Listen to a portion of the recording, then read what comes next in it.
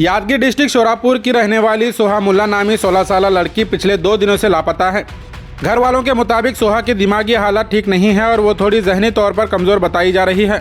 घर वालों ने बताया कि 12 जनवरी की सुबह सोहा बिना किसी को बताए घर से निकल गई थी। तहकीकात के दौरान शोरापुर बस स्टैंड के सीसीटीवी फुटेज में ये लड़की सुबह 7 बजे के करीब नजर आई।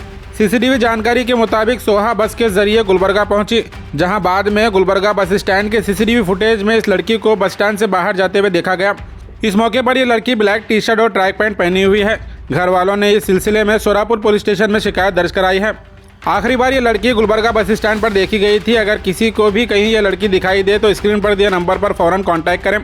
आपकी एक छोटी सी मदद एक फैमिली को उनकी बेटी से मिलाने में मददगार साबित हो सकती है।